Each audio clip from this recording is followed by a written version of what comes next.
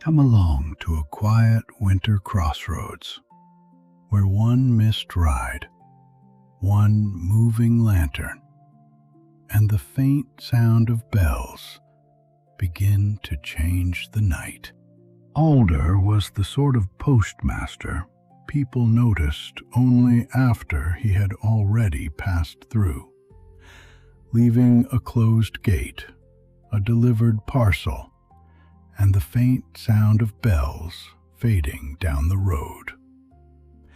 For decades, he had driven the mail route to Birchwater Post through weather that reddened his older, weathered face and softened the heavy fur-lined coat he wore over his thick gloves. His voice was low and spare, saved for when it mattered. But there was a slow warmth in the way he spoke to both people and horses. Calm, steady, and familiar with every stop and every horse's temperament, Alder knew the road as if it had shared its secrets with him over many winters. June did not know any of that yet. She only knew the cold at the crossroads, the ache in her arms where she clutched her bag against her chest, and the small embarrassment of having missed the ride she had counted on. Her cheeks were reddened, her breath showed in the frosty air, and when she spoke, her voice came apologetic and a little flustered before it softened again. Private by nature and quick to feel like an inconvenience, June had begun the evening tired and frustrated, unsure how she would reach Birchwater Post tonight. By the time June reached the crossroads stop, the road had already chosen without her. The connecting ride was pulling away into the snow. The carriage had still been there when she came over the last rise, a dark, boxy shape waiting beside the leaning signpost, its lamps blurred by falling white. Then the driver had called to the horses, the wheels had bitten into the packed road, and the whole thing had begun to move. Slow at first, then with a firmer pull, as if the night itself had decided to take it from her. She lifted one hand, though she was too far off to be noticed. Her glove hung in the air until the rear lamps were only two dim beads in the snow. The crunch of the departing wheels faded along the road, grew uneven, then disappeared behind the low white hedges. After that, there was only the crossroads, the signpost, and the cold. June stood with her bag clutched tightly against her chest. The leather was hard with chill beneath her arms. Snow had gathered in the seams of her sleeves and along the brim of her hat, melting in tiny cold touches wherever it found its way through. Her cheeks stung. Each breath left her in a pale cloud, opening briefly before vanishing into the darkening air. She had thought she had allowed enough time. She had hurried without running, because the road from the last posting stop was rutted beneath the snow, and her boots had slipped twice on the hidden ice. She had kept telling herself there would be a delay, that no sensible driver would leave exactly on the hour in weather like this. Yet the road ahead was empty now, and the thought of it made her swallow hard with tired annoyance. Birchwater Post was still miles away. She knew that much from the timetable folded in the side pocket of her bag, and from the warnings given at the previous stop by a woman who had shaken her head at the weather and said the last road always felt longer after dark. June had smiled then, polite and determined, because there had still been a plan. Now the plan had gone on without her. She looked down each arm of the crossroads. One road ran back the way she had come, marked by her own uneven footprints. Another vanished between fields, softened into white humps. The third, the one towards Birchwater Post, was already smoothing over where the carriage wheels had passed. The signpost creaked once in the wind, though the wind itself was not strong. It was simply cold enough to make every small sound feel bare. June shifted her bag to ease the ache in her arms. She did not want to cry. Not from distress exactly, and certainly not where anyone might come upon her doing it. It was only the suddenness of being left behind, the foolishness of arriving in time to watch the ride leave, the small humiliation of having no one to blame but herself and the weather and the slow mile behind her. She turned her back slightly to the road, tucking her chin into her scarf. The wool was damp where her breath had warmed it. Somewhere far off, a crow gave a rough call and fell silent again. Beyond that, nothing moved. Then, faintly, another sound came through the hush. At first, June thought it was only the last echo of the departed carriage, a memory of harness and wheel lingering in the cold.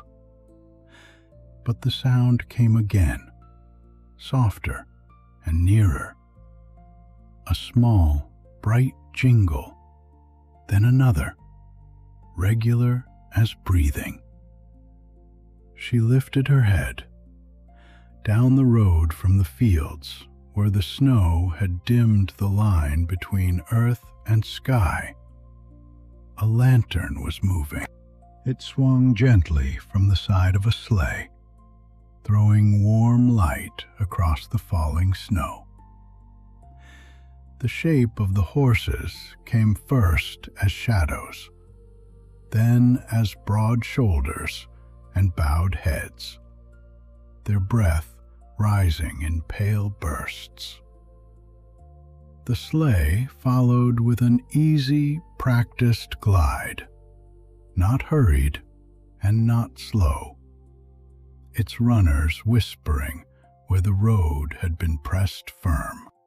June stepped back beside the signpost, unsure whether to raise her hand again.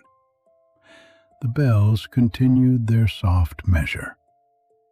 The lantern drew closer, and behind it, seated high with the reins lying steady in his gloved hands, was Alder.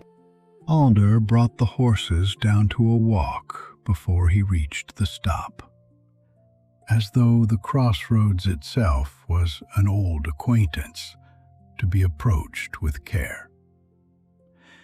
He gave a quiet click of his tongue, and the pair eased the sleigh towards the postmarker. Their harness bells settled into a few final notes. Warm steam rose from their nostrils, and drifted past the lantern, turning gold for a moment before the night took it. He did not speak at once. June watched him set the brake, gather the reins with one hand, and climb down with the stiff ease of someone whose joints knew the cold, but whose body knew the work better. His fur-lined coat had been worn soft at the elbows and across the shoulders. Snow clung to the seams. His face, weathered and reddened, looked as if winter had been writing on it for many years. There was a last parcel waiting beneath the shelter, a square thing wrapped in brown cloth and tied with twine. Alder lifted it without haste and set it under the covered front of the sleigh, where other parcels had been fitted together with careful economy. Only after he had tucked it into place did he glance at June. "Missed your ride, have you?" he asked. His voice was soft, plain, and low enough that it seemed meant not to trouble the horses. There was no surprise in it, and no judgment either. June felt her embarrassment rise more sharply for that. "I did," June said. "I'm sorry. I thought I had more time. I was meant to be on the road to Birchwater Post tonight." Alder gave a small nod, as if that explained all that needed explaining. He checked the strap across the parcels, pulled it once to be sure, then looked along the Birchwater road. "That is where I'm bound." June blinked. "You are?" "Mail goes whether the passenger coach waits or not."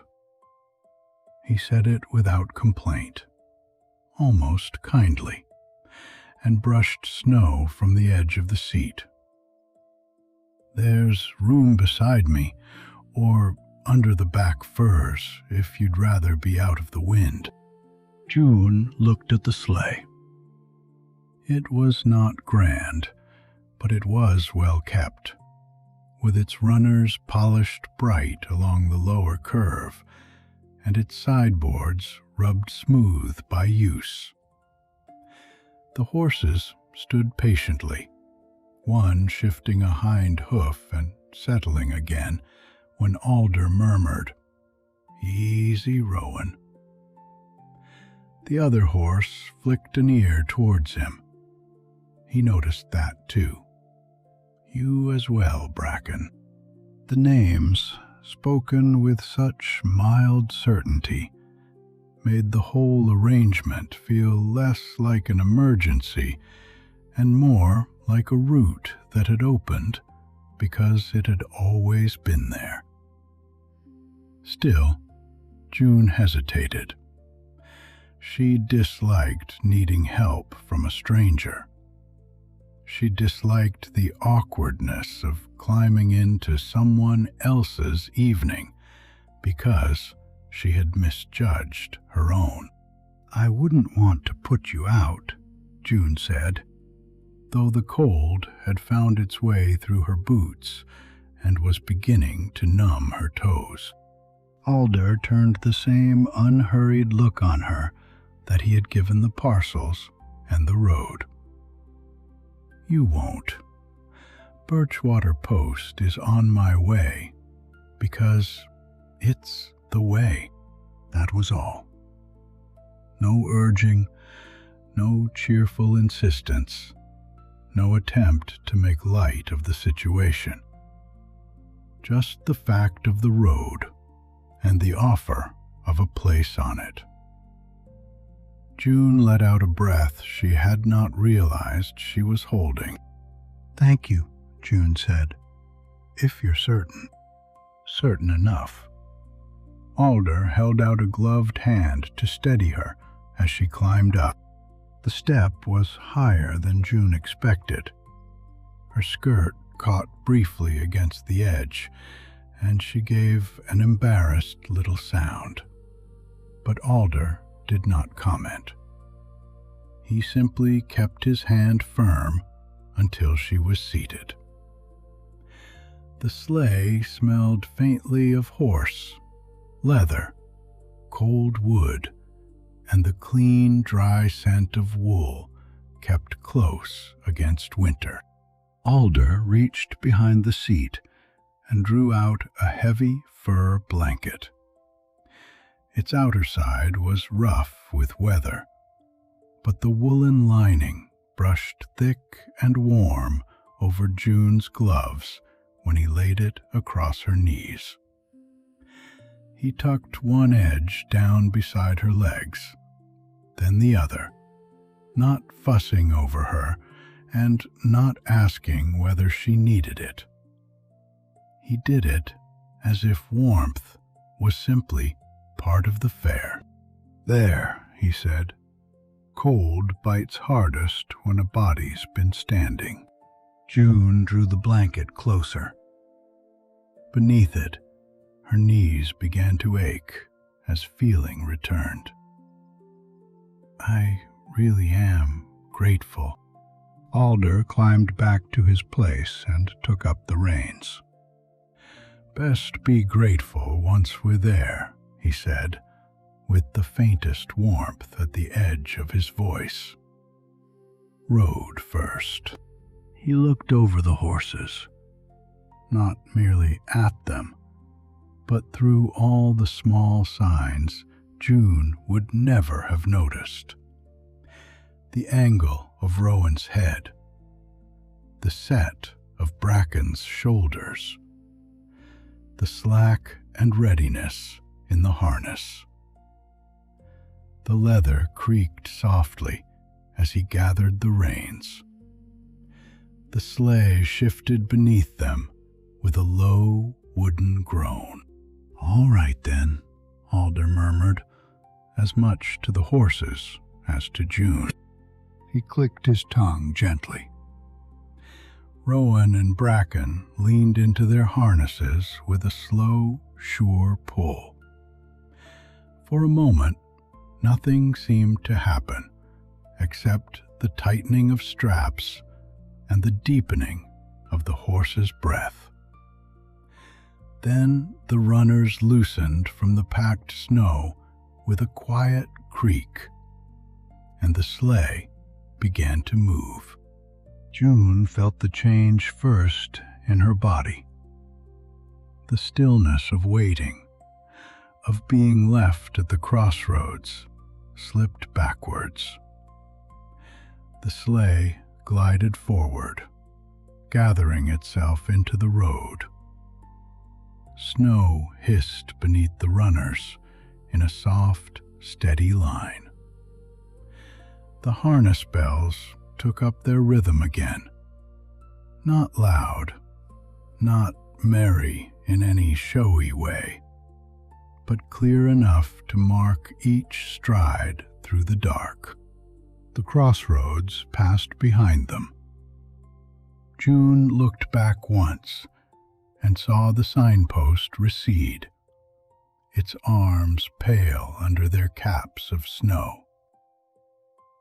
The place that had felt so empty a few minutes before looked smaller already, no more than a pause in the road. Ahead, the lane towards Birchwater Post opened between low banks, where the snow had drifted cleanly against the hedges. Alder sat upright without seeming stiff. His gloved hands held the reins lightly, but June noticed how little the horses needed from him. A murmur here, a small lift of one hand there, and Rowan or Bracken answered as if the road, the reins, and Alder's voice were all part of the same quiet understanding. "They know this way well," June said after a while. Her voice sounded softer than before, as though the snow had taken the edges from it. "Better than most people," Alder said. "Rowan favors the left verge past the mill bend. Bracken pretends he doesn't mind the bridge, but he likes a word before it." June smiled before she quite meant to. "You know all their habits. They know mine." That was the whole of it. But it settled June more than a longer conversation might have done. She leaned back under the furs. The blanket held the warmth from her own body and slowly gave it back to her. Her hands, still wrapped around the handle of her bag, loosened one finger at a time until the bag rested against her side rather than being clutched there. The cold air touched her face sharply whenever the sleigh turned into it, but now it felt almost bracing rather than harsh. It smelled of snow, horses, leather, and distant wood smoke from some house set back beyond the fields. The lantern at the side of the sleigh swung gently, making a small circle of amber light over the runners and the road immediately ahead. June let herself listen. There was the soft hiss under them, the muted thud of hooves on packed snow, the leather's occasional creak, and over it all, the harness bells, ringing in an easy pattern that did not ask anything of her. The sound made time feel less urgent. Mile by mile, it seemed to say, step by step, road first. Alder did not fill the silence, and June found she was glad of it. When he spoke, it was only to the horses, a low, steady, where the road dipped, or "good lad," when Bracken corrected his pace without being asked. Each word was placed carefully, and each seemed to belong to the rhythm of the journey. The frustration that had tightened inside June at the crossroads did not vanish all at once. It eased in small ways, in the warmth over her knees, in the fact of moving forward, in Alder's untroubled attention to the road. She no longer needed to solve the evening by herself. For now, all she had to do was sit beside the postmaster and be carried along the route he knew so well. The sleigh moved on towards Birchwater Post, steady under the winter sky, while the bells rang softly with each stride. The first farmhouse appeared gradually, less as a shape than as a warmth in the dark. June noticed the window before she made out the roofline. It glowed low and amber beyond a sweep of snowy field. A single square of light set into the side of the house, steady against the moving night. The lane dipped towards it, and Alder eased the reins without any show of decision, as though the horses had felt the turn coming through the road itself. Rowan shortened his stride. Bracken followed, bells softening from their traveling rhythm to a few scattered notes. The sleigh slowed beside a low gate half buried in snow. A narrow path had been swept from the gate to the farmhouse door, and along its edges the snow stood in clean little ridges, faintly blue in the lantern light. Alder set the brake and gave the horses a quiet word. Stand easy. They did. Their breath rose around them in slow clouds, thick and white at first, then thinning as it drifted past the harness and into the dark.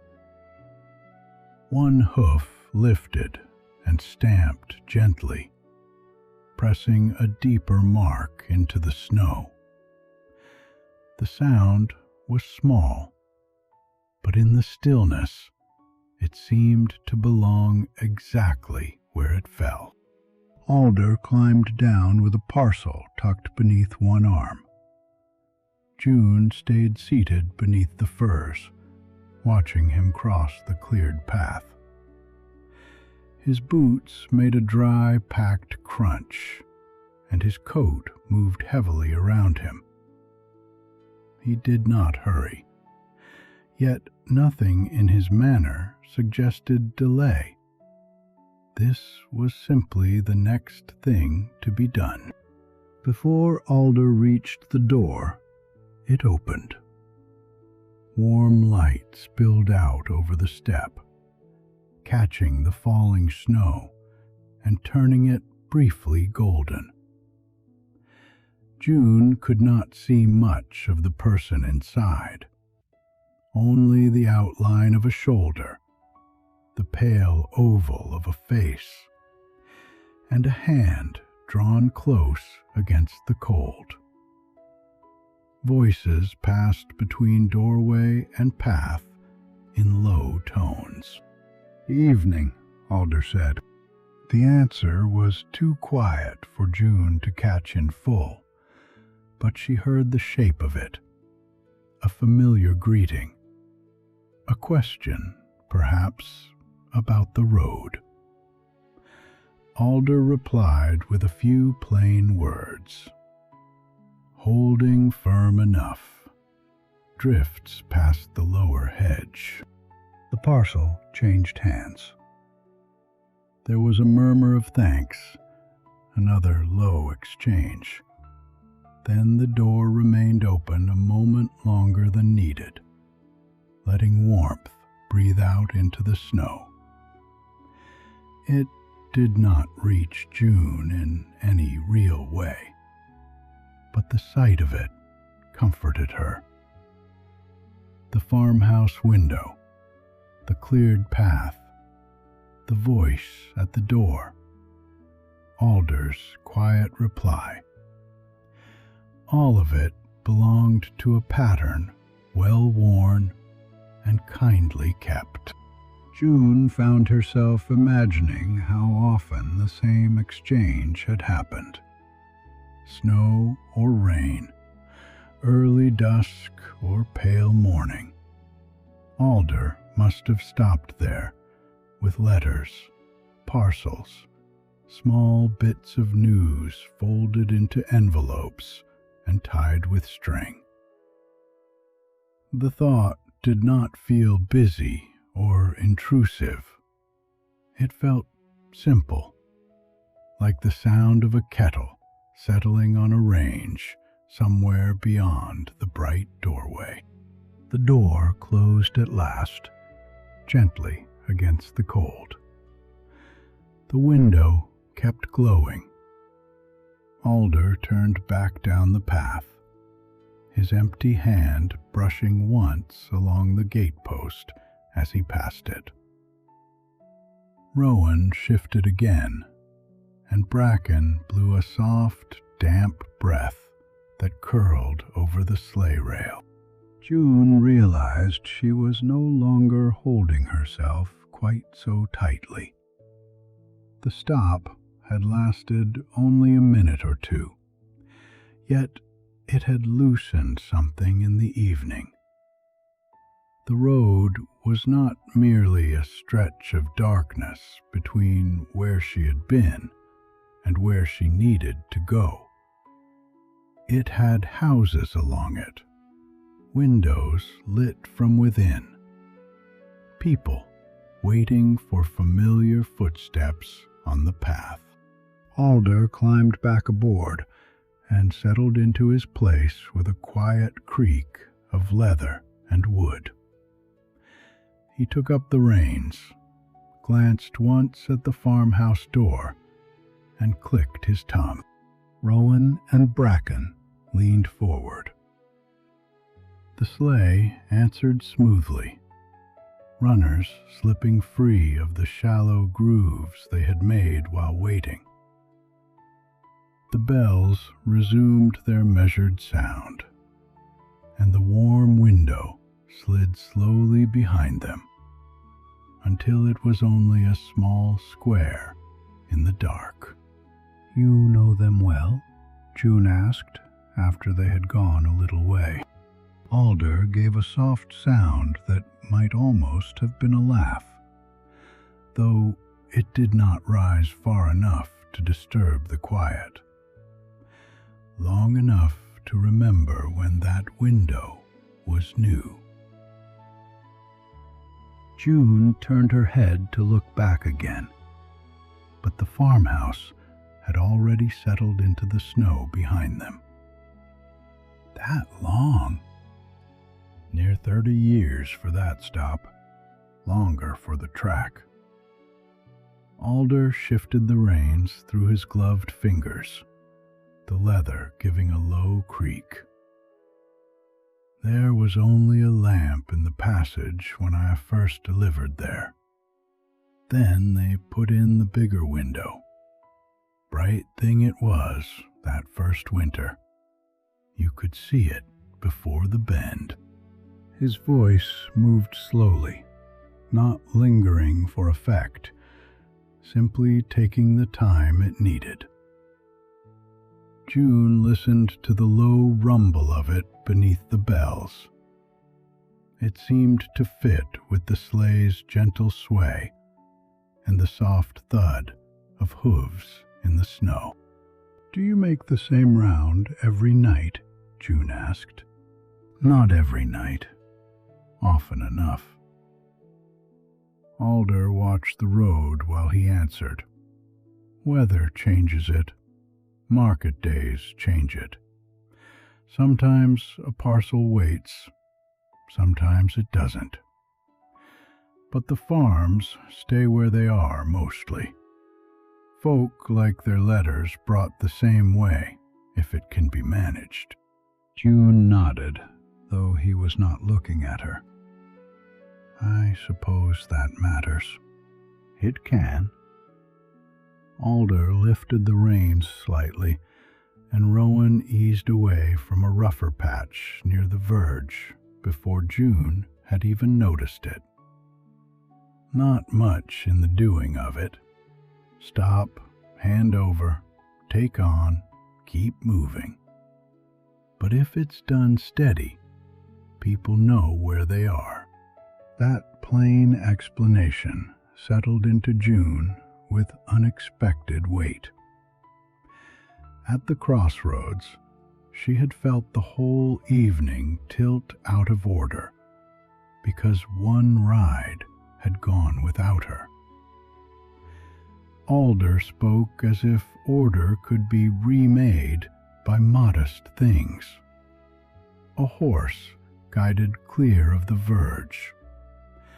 A parcel carried to a door. A familiar voice saying the road was holding firm enough. "You make it sound simple," June said. "Most things are simpler once you've done them long enough." Alder glanced towards Bracken, whose ears had flicked at some small sound in the hedge. And once you learn who likes what. Who likes what? Rowan likes a loose rein on a straight road, and takes offense if I fuss him. Bracken likes to know I've noticed him. Mrs. Vale at the farmhouse likes parcels left inside the door, not on the step. The lane past Fox Hollow likes to freeze before anywhere else. June laughed quietly, the sound small beneath the firs. Even the lane has preferences. In winter, certainly. He said it so gravely that June smiled again. Alder did not turn it into more. He let the small joke pass, as he let the horses find their stride after a curve. The reins lay easy in his hands. When the road narrowed, he gave a low, "Come right, Rowan," and Rowan moved as smoothly as if he had been thinking the same thing. Bracken followed, harness leather creaking softly between them. June watched more closely now. Alder's ease was not carelessness. It was attention made quiet by long practice. He did not grip the reins or speak sharply. He noticed, adjusted, allowed. The horses answered him without fluster, their bodies moving with a rhythm that carried the sleigh forward as gently as rocking. The road opened briefly between two fields. A scatter of stars showed through a break in the cloud, pale and cold above the dark line of trees.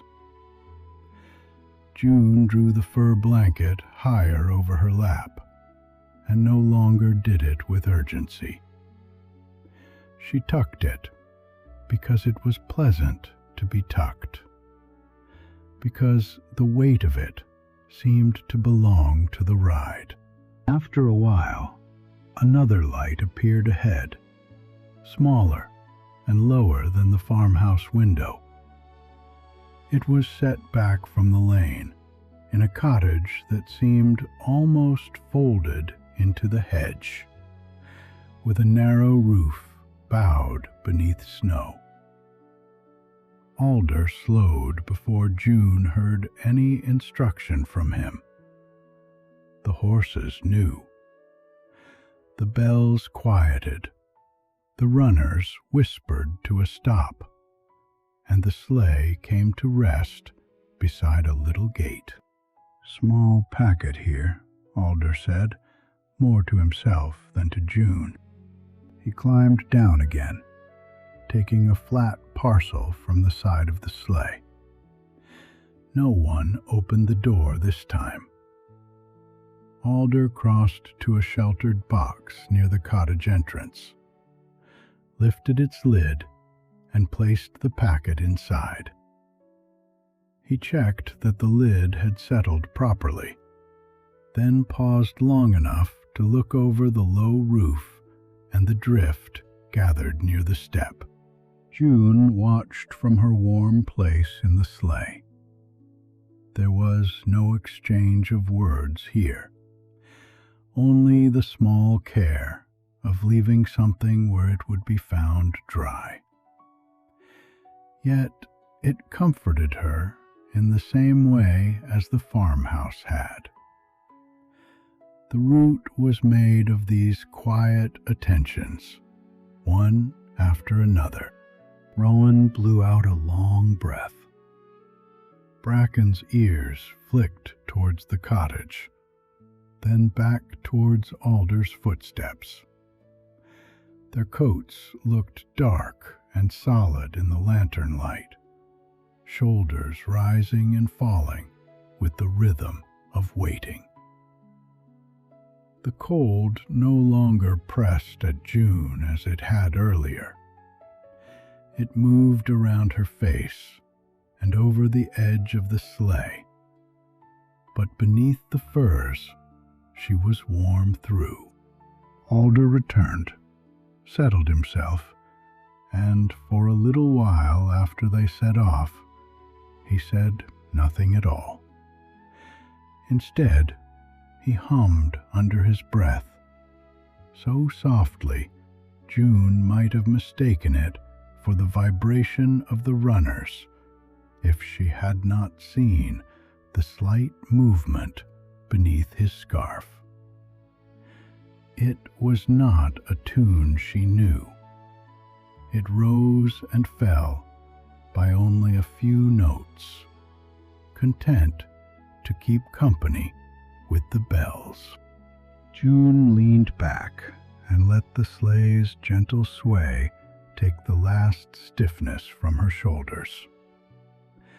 The second cottage light receded behind them, then vanished when the lane curved. Ahead, the snow-held road gleamed faintly where the lantern touched it, and beyond that lay darkness she no longer felt the need to measure. She watched the horses instead, the steady breathing, the slight toss of Rowan's head when a flake landed near his ear, the way Bracken listened to Alder's quiet hum, as if it were another rain. Their ears flicked at every small sound, the scrape of a branch, the fall of snow from a hedge, the faint creak of the sleigh behind them. Each time, Alder noticed without needing to make a matter of it. June had expected the ride to feel like an inconvenience she must endure until Birchwater Post came into sight. Instead, it had become something else. Not excitement, not conversation, but a quiet inclusion in a round that had been going on long before she missed her connection. There was room in it for her bag at her side, her cold cheeks warming slowly, her thoughts settling to the pace of hooves.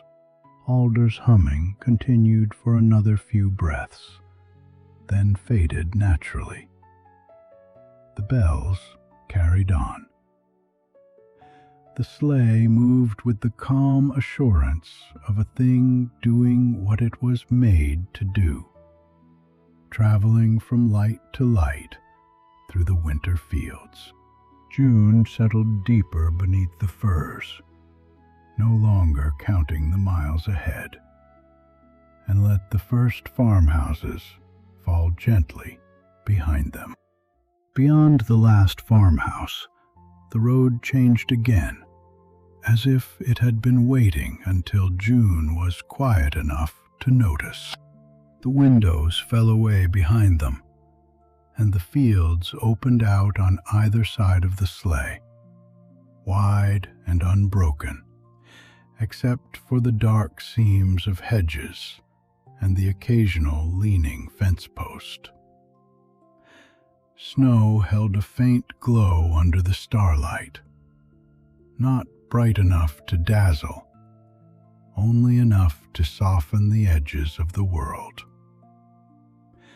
Where the land dipped, it gathered in smooth folds. Where it rose, the wind had brushed it thinner, leaving pale ribs along the ridges, like marks the night had made and left for someone patient to read.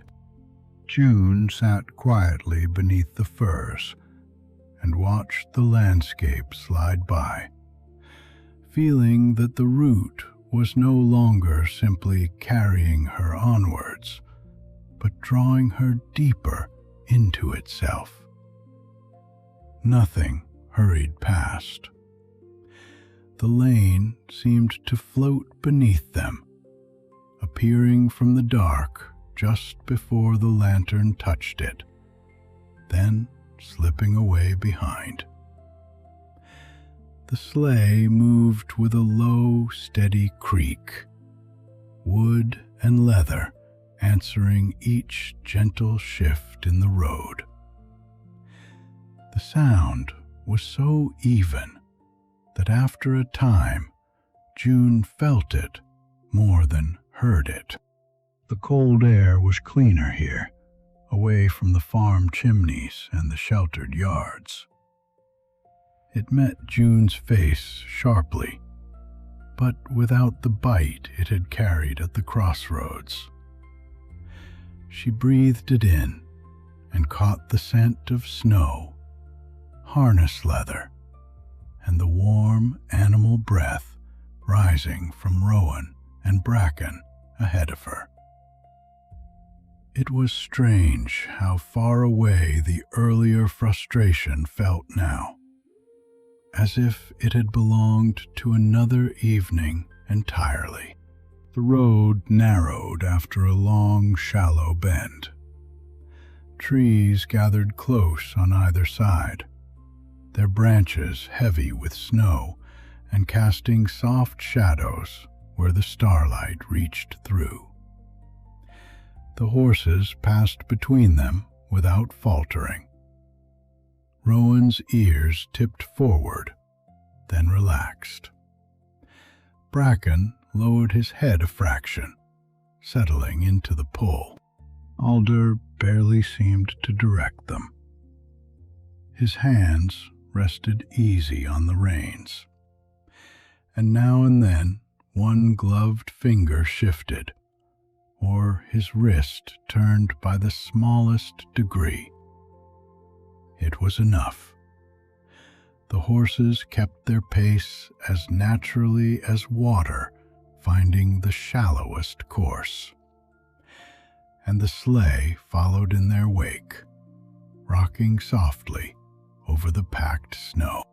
June had the sense of traveling and resting at once. The whole world was moving past her, and yet nothing in her needed to move.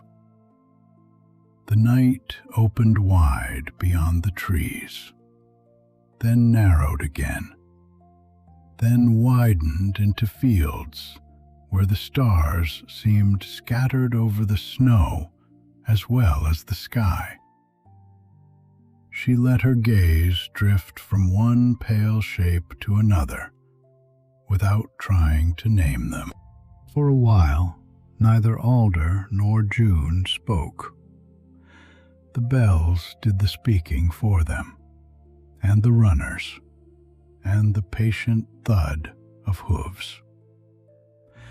The road was not silent, but every sound had settled into its proper place.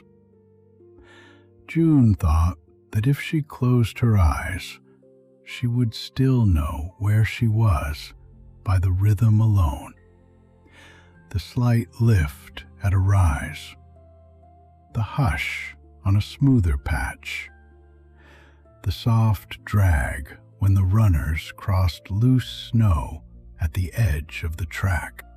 The trees thinned again.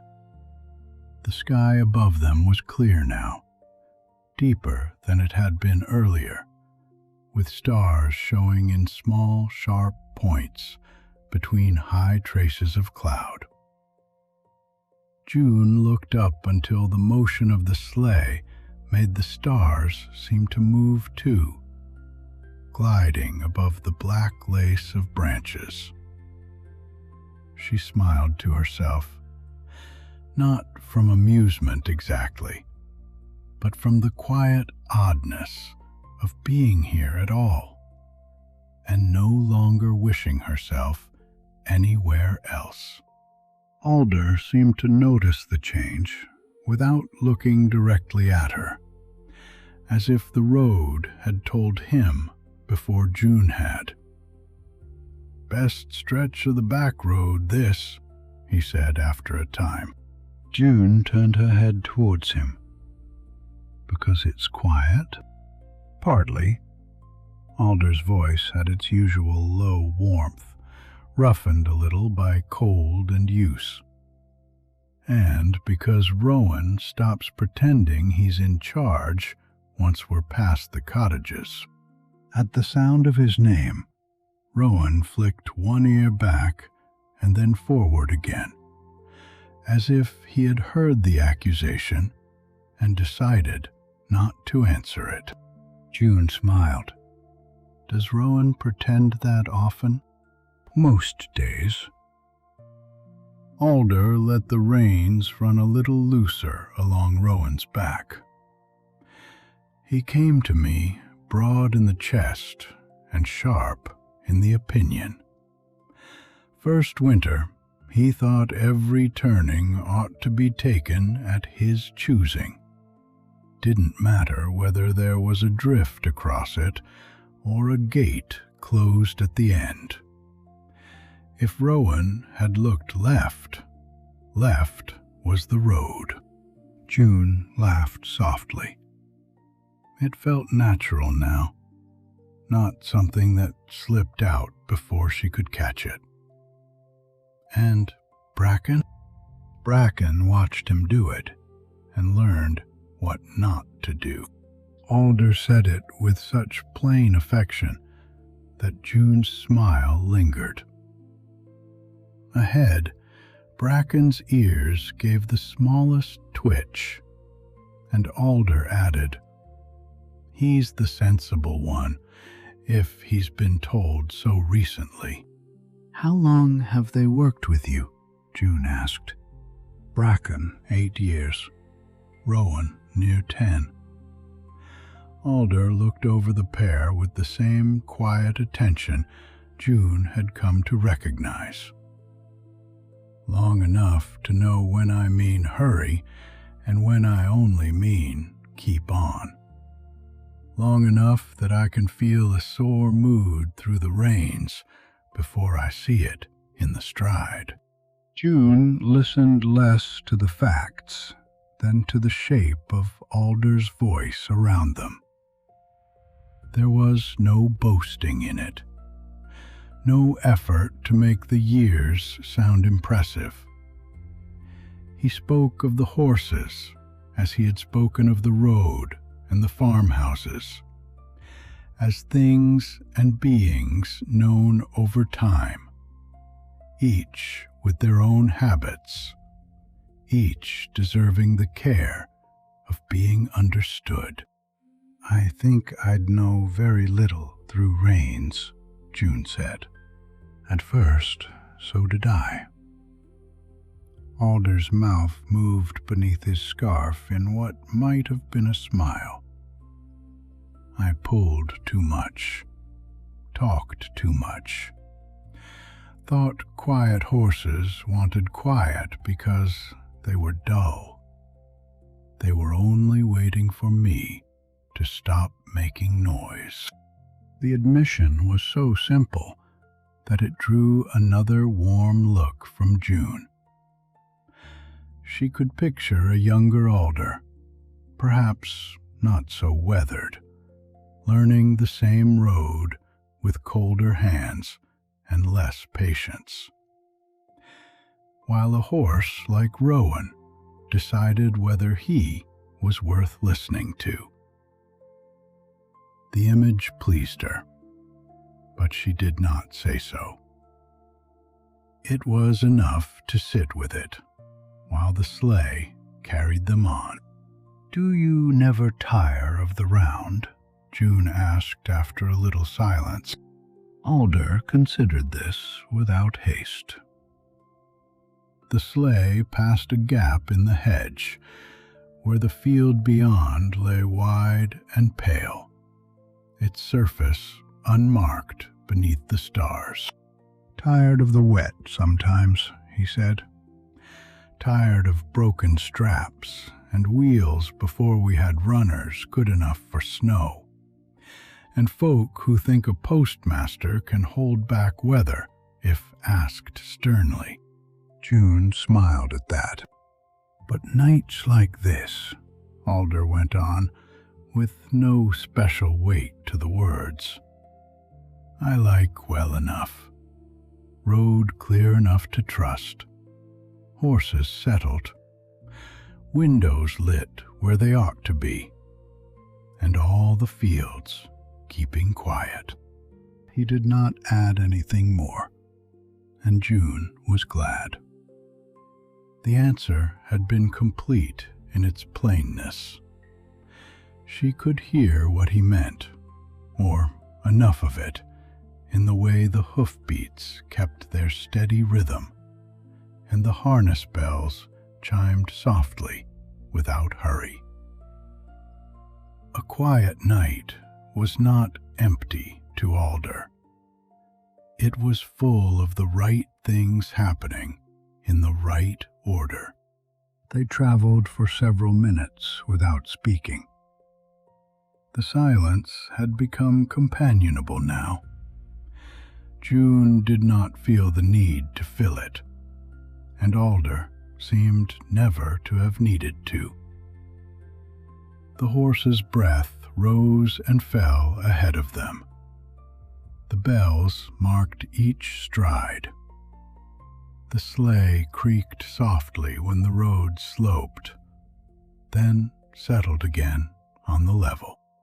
June drew one hand from beneath the furs, just long enough to adjust the edge of her scarf, then tucked it back into the warmth. Her eyes followed the dark line of the hedge until it disappeared behind a stand of trees. Beyond that, the road curved gently, and the sleigh followed as though it had been drawn along a thread. By the time the trees gathered close again, June felt fully at ease. Not merely less anxious, not simply warmer, but eased all through. She settled deeper under the furs until the blanket rose almost to her waist, and the bag at her side rested forgotten against the sleigh boards. Her shoulders softened. Her eyes grew half closed, not from boredom, but from the gentle repetition of movement and sound. Alder had gone quiet, too. Now and then he shifted his hands on the reins, or gave the horses a murmur too low for June to catch. But mostly, he let the rhythm of the ride speak for itself. Rowan and Bracken needed little from him. Their bodies moved steadily ahead, dark and warm in the lantern glow, with breath lifting from them in soft clouds that drifted back and vanished. There was a living warmth in that breath, visible in the cold, and June found herself watching it as one might watch smoke from a hearth. It appeared, curled, thinned, and was gone, again and again, each time matching the steady work of the horses. The sight made the air feel less empty. Ahead of the sleigh, warmth was being carried into the night, one breath at a time. The sway of the sleigh had become familiar to June's body. It leaned her slightly with each bend, lifted her over each firmer ridge of snow, settled her again into the seat. The runners hissed when the surface was smooth and gave a soft scrape where wind had blown powder across the track. Nothing jarred. Nothing demanded. June thought of the crossroads only once, and even then it came without its earlier sting. She saw herself standing there, breath clouding, bag held tight, watching the lamps disappear. The memory seemed distant, almost tender now, because it had brought her here, under warm firs, beside Alder, behind Rowan, on a road that knew its way. The trees began to thin. Beyond them, the land dipped slightly, opening to a longer view. Alder lifted his chin, and June, following the direction of his gaze, looked ahead. At first, she saw only darkness layered over snow. Then, far off and low on the road, a few lights flickered. They were faint, no larger than pinpricks, softened by distance and the cold air between. One appeared, then another beside it, then a small cluster held steady against the night. "Birchwater Post?" June asked, though her voice was very quiet. Alder nodded once. "Aye, still a little way." June did not mind. The lights could take their time. They waited ahead, sure enough to be seen, distant enough not to end the ride too quickly. Rowan and Bracken kept their pace, breath rising steadily, bells chiming in the same soft pattern. Alder remained quiet beside her, the reins easy in his hands. The sleigh went on through the back road dark, carrying June towards the faint lights of Birchwater Post, while the fields lay wide and still around them. The lights of Birchwater Post grew by slow degrees, no longer pinpricks at the edge of sight, but small, steady marks of a village waiting under snow. At first, the road seemed to lead only towards a scattered warmth in the dark. Then roofs began to take shape, low and white, their ridges softened by fresh fall. A fence appeared on one side of the lane, each post wearing a rounded cap. Beyond it, a small yard lay undisturbed, except for one narrow path swept from door to door. The whole village was still, as though every house had drawn in its breath and settled for the night. Alder eased Rowan and Bracken to a gentler pace before they reached the first building. The bells quieted with each slower stride, their bright traveling pattern softening into separate notes. The runners no longer hissed with the same long line of sound. They made a tender hush over the packed snow. Then a faint scrape where the lane had frozen hard beneath the powder.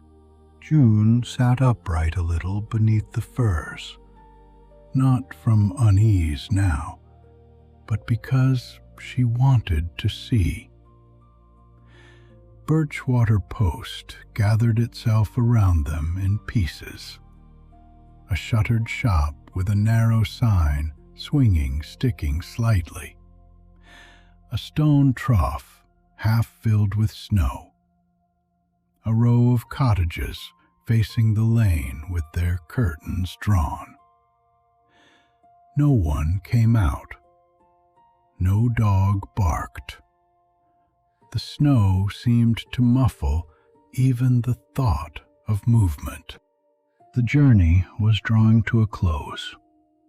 June felt it not as regret exactly, nor even as relief, but as a slow release in the body.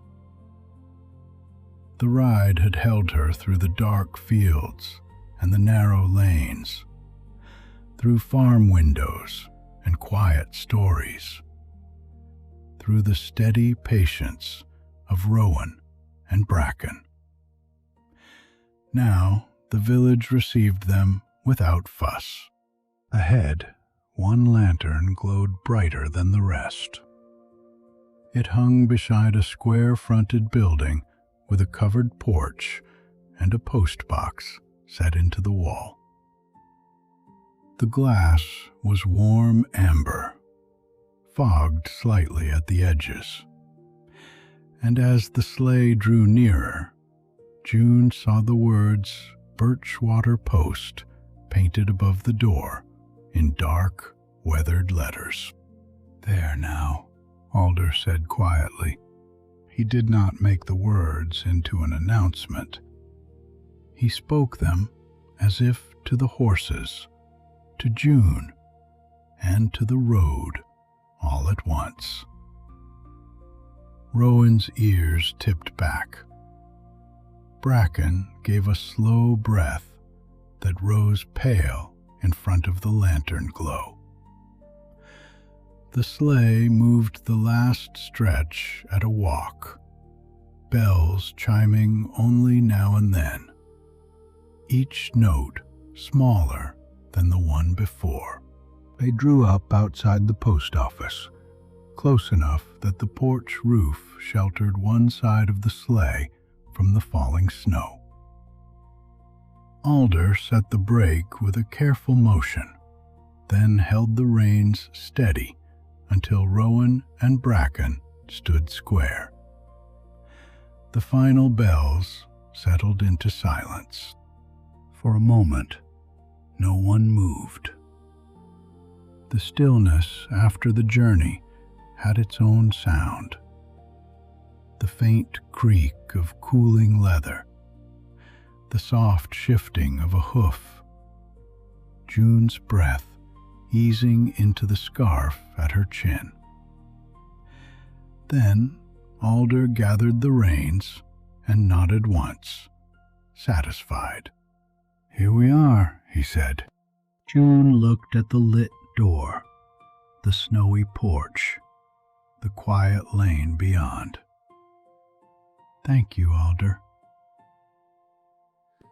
Alder glanced at her, and the slow warmth in his face was plain even in the lantern light. "Road brought you, same as the mail." "Perhaps," June said, "but I'm grateful you were on it." He gave the smallest nod, accepting that much. Then he climbed down, his boots landing with a muted crunch. From beneath the covered front of the sleigh, he took the final parcel, a long, narrow bundle wrapped in oilcloth, and carried it to the post office door. He let himself in with a key from his coat pocket. Warm light opened briefly over the porch boards and across the snow. June remained seated while he disappeared inside.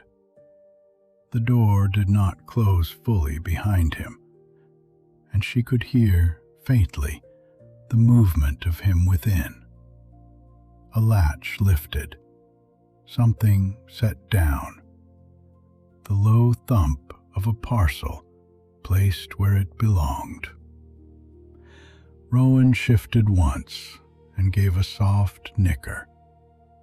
Bracken answered with a quieter breath. Alder returned without hurry. He tucked the door closed, checked the latch, then came back to the horses. "Nearly done," he murmured to them. He helped June down first. The ground felt firm and strangely still beneath her boots after the long sway of the sleigh. She kept hold of her bag, but lightly now. Alder drew the fur blanket from the seat and folded it over one arm before turning towards the small stable set a few paces behind the post office. June followed to the stable doorway and stood just outside while Alder led Rowan and Bracken in. The cold stable air changed at once when the horses entered. It became fuller, warmer, carrying the smell of hay, wood, leather, and the faint dampness of melting snow. Alder moved as calmly there as he had on the road, unfastening straps, loosening buckles, lifting traces free with practiced hands. "Good work, Rowan," he said softly. Rowan lowered his head, accepting the words as his due. Alder rubbed once along the horse's neck, then turned to Bracken. "And you, lad, steady all the way." Bracken gave another soft nicker, and June smiled at the sound. It filled the stable gently, not loud enough to disturb the village stillness. Alder laid hay into the rack with a dry, pleasing crunch, then checked the water trough and shook loose a fold of blanket before settling it over Bracken's back. He did the same for Rowan, smoothing the edge with one gloved hand. Everything was already resolved, yet Alder finished each task as if the end of the road mattered as much as the traveling of it. June watched him close a stall door, test the latch, and stand for a moment, listening to the horses settle. Their breathing slowed. Hay shifted. A hoof pressed into straw. "You'll be wanting inside," Alder said at last, turning back to June. June looked once more at Rowan and Bracken, warm and dark in their stalls. "Yes, but thank you for letting me see them settled." "They earned a witness," Alder said. It was such an Alder thing to say that June did not answer at once. She only nodded, and the nod carried more than another round of thanks would have done. Inside the post office, warmth gathered around June immediately.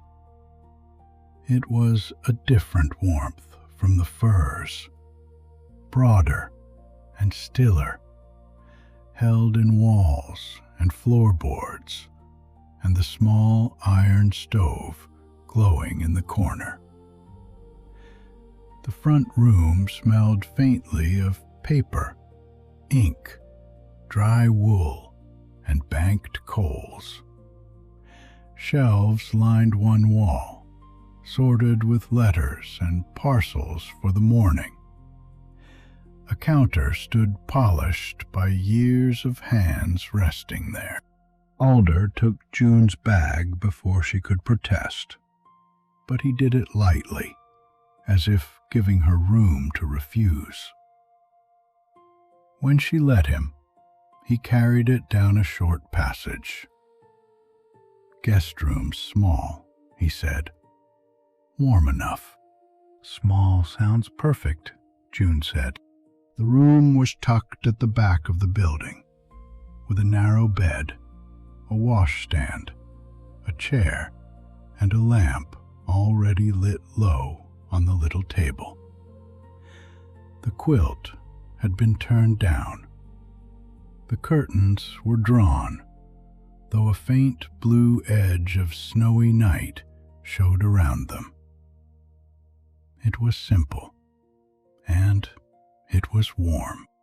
Alder set the bag beside the chair. "Kitchen's through there if you need water. I'll be just beyond the office until the stove's banked." June turned to him at the doorway. "Good night, Alder." "Good night, June." He closed the door most of the way, leaving only a soft line of lamplight in the gap for a moment before his footsteps moved away. June stood still in the center of the room. The warmth, after the cold, reached her slowly, through her coat, through her gloves, through the places in her body that had been braced for the road. She took off her hat and set it on the chair, then her gloves, then her scarf. Each small thing laid aside made the room feel more hers for the night. From somewhere beyond the wall came the faint sound of the horses shifting in their stable. A hoof moved through straw. Hay rustled. One soft nicker rose and faded. The sound was distant, but close enough to be known. June sat on the edge of the bed and looked towards the curtained window. Outside, Birchwater Post was utterly still.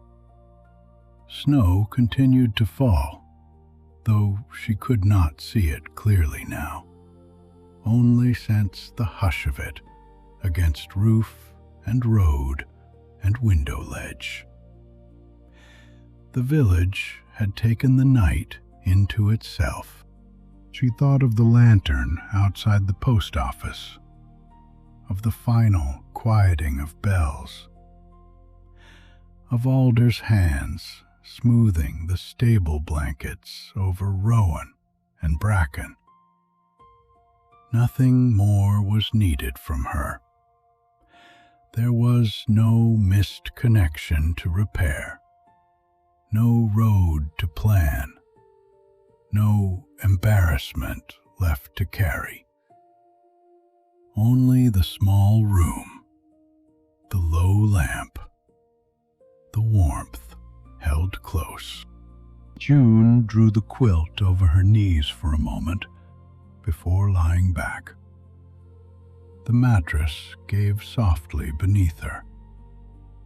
The lamplight rested on the wall in a pale gold pool, dimmer than the sleigh lantern had been, steadier than the farmhouse windows, enough to keep the room gentle while the dark gathered beyond it.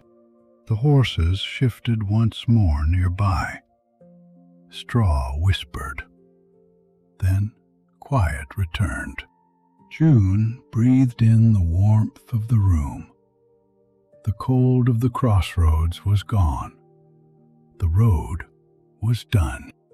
The lamp burned low. The village rested under snow. Far off, softly, one of the horses gave a final nicker, and June was fully at rest.